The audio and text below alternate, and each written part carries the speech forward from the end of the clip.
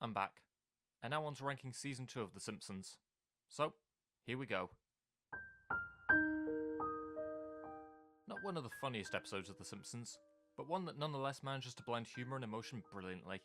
Bart discovers that he is failing class, and is given one more chance to improve his grades, otherwise he'll have to repeat the 4th grade. Which, funnily enough, all the students have done, given that over 30 years later, they're still in the 4th grade. Bart ultimately decides to step up his game, but he discovers that he has difficulty focusing, even when he tries hard to revise, and even prays to God for things to work out.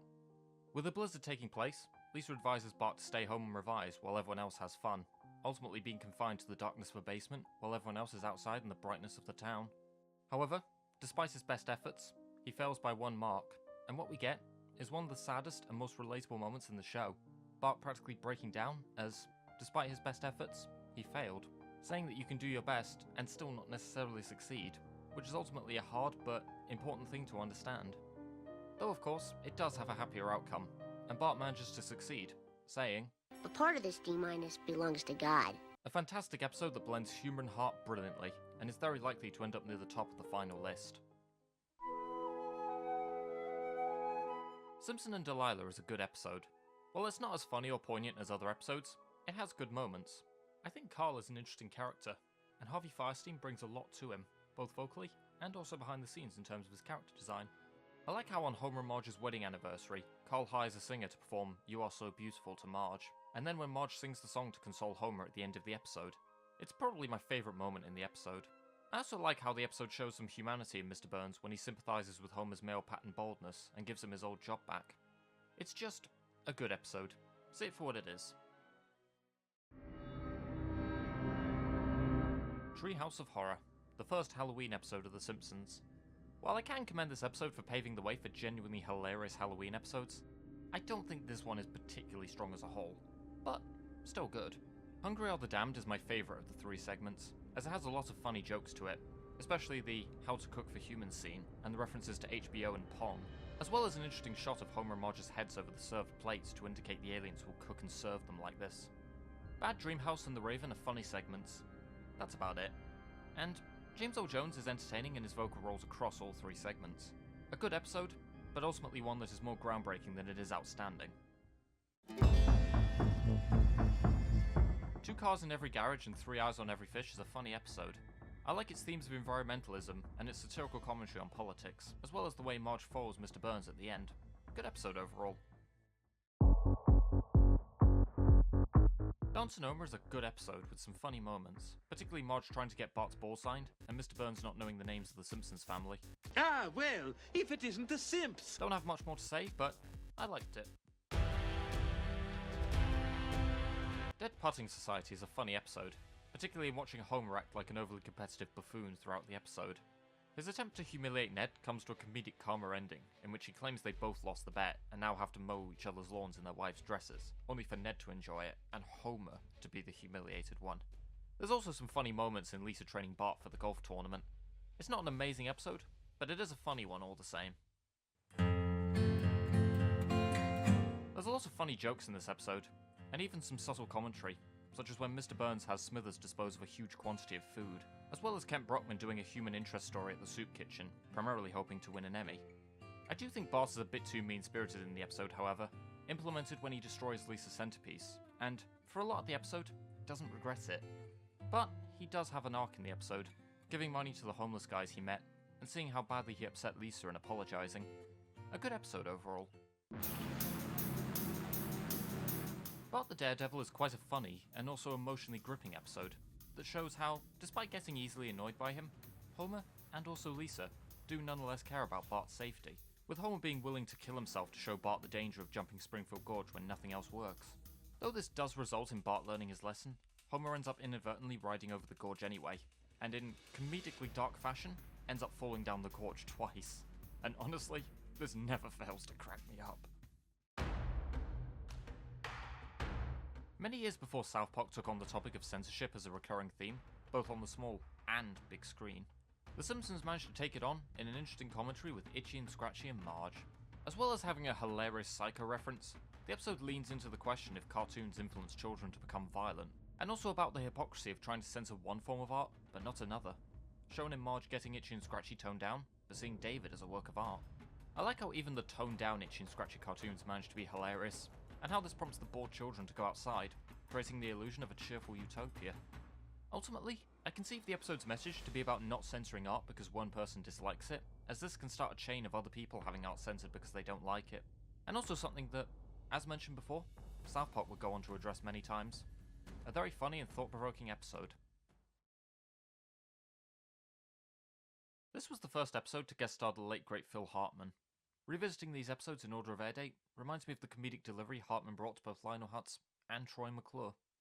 And overall, this is a good episode with some funny moments, particularly in how Homer and Bart try to fabricate the truth for financial gain beyond Bart's medical bills, while Mr. Burns tries to fabricate the truth and ends up infuriating everyone, including Smithers. You believed his cock and bull story? And it's good to see Marge bring her moral compass to court, and the reconciliation between her and Homer at the end is a very emotional one. Good episode. This is an interesting episode that maintains both humour and poignancy in Homer trying to make the most of the potential final hours of his life, along with the hilarious ending in which he vows to make the most of his life, but simply does what he was doing before.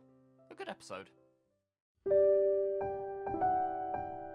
When I think of Simpsons episodes that show why Homer and Marge's relationship feels genuine, one of the first to come to mind is The Way We Was. The episode shows that, despite Homer's flaws, he really loves and respects Marge. I especially love the detail of Marge teaching Homer French, and then after the prom, he fixes her dress with the corsage he bought her, saying, "Poor vous," which ended up becoming a common saying in their relationship going forward, as well as Close to You essentially becoming their song. Like Artie, Homer loves Marge. Unlike Artie, Homer respects Marge, which is something I feel later writers would misunderstand. And the episode has a lot of really good jokes. The reference to Siskel and Ebert is hilarious, and my favourite jokes are when Homer says, "English? Who needs that? I'm never going to England." As well as his quote-unquote rebuttal. A very funny and also emotionally gripping episode, and one you ought to love if you were to understand how legitimate Homer and Marge's love for each other is. This is a really good episode. I like the arc Homer has in stealing cable, only for Lisa to convince him not to watch the fight at the end, and then cut off the cable connection. A really good episode. Principal Charming manages to have both humour and heart. It has funny references to Vertigo and Gone with the Wind, but it also gives character development to both Principal Skinner and Patty. Despite Patty seeming unlikable, especially in ruining Selma's chance at marrying a co-worker, it is shown that she cares for her sister, passing up marrying Skinner due to the bond she has with Selma. Skinner accepts the situation, and humorously reasserts his authority over Bart. Good episode. This is a decent episode. My favourite joke is probably when Homer cries about not being able to find the Shelbyville orphanage. The design of the Homer is pretty creatively bizarre as well. With this said, the ending rubs me the wrong way. While Homer's car was a disaster, Herb did ask Homer to design the car, and never oversaw any of the design blueprints, only to then blame him when he goes bankrupt. And this does bring the episode down for me, though it's far from a bad episode. I do think the ending to this episode is poignant, though I do think the point about Santa's little helper being reckless is dragged out for too long. Good episode overall, though. Old Money is a very emotionally gripping episode. The relationship between Grandpa and Bee is very touching, and her death is very sad. While the episode does have a lot of funny jokes, as you'd expect from The Simpsons, it has quite a serious angle, and a poignant ending in which Homer stops Grandpa from gambling our money away, and Grandpa instead uses the money to repair the retirement home, renaming the dining room in her honour. Really good episode. This is a really good episode. I like the humour that comes in Homer getting stuck in the water slide, and trying to lose weight as a result of it, and how it leads to him discovering Marge's old paintings of Ringo Starr, which prompts Lisa to suggest Marge go to a painting class, where her artwork proves successful. When Mr. Burns asks Marge to paint a picture of him for an upcoming museum wing, she becomes frustrated by his personality and the way he speaks to her family. Despite becoming demotivated and unsure of how to make him beautiful, she finds a decades-late letter from Ringo Starr, praising her artwork, and prompting her to continue, leading to quite an interesting message about what the portrait shows. I also really like Ringo Starr's two scenes, and how well incorporated they are into the story, as well as his guest appearance. Though, having grown up with the classic era of Thomas the Tank Engine, of which he narrated the first two seasons, it's hard not to imagine him finishing one of his lines with, "Said Thomas." "Yeah," said Thomas. Substitute is a very funny and poignant episode. The plotline about Mr. Bergstrom being Lisa's substitute teacher manages to have a lot of poignancy to it, while the plotline about Bart wanting to be class president has a lot of funny jokes. And I like how the two plotlines come together at the end, when Homer consoles both Lisa and Bart over the negative outcomes. Mr. Bergstrom is a great one-off character, shown to care about his students, particularly Lisa, and his note to her before he leaves is especially poignant. Dustin Hoffman brings a lot to his vocal performance, and it even comes with a funny Graduate reference. Sex!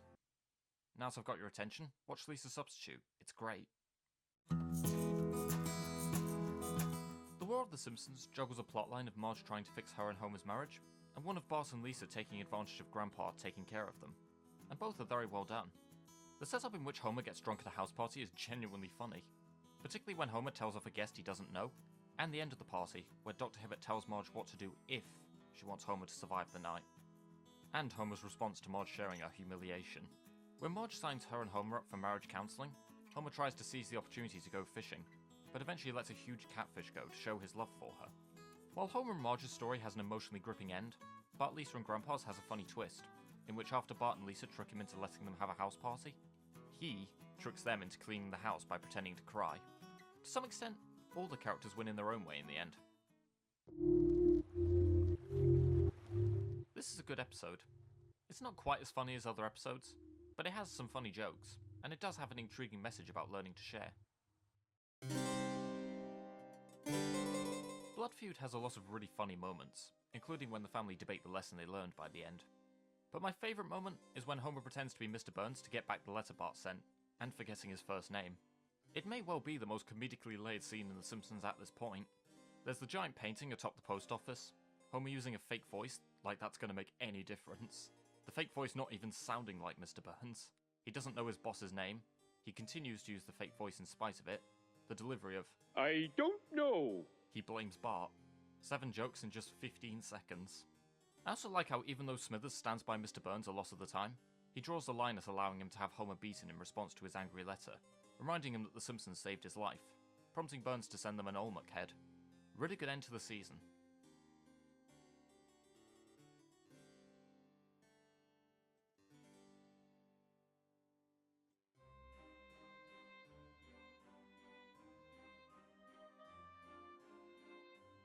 An improvement over Season 1, and with many considering the golden age of The Simpsons to be Seasons 3 to 8, I think optimism is the best state of mind for what's to come.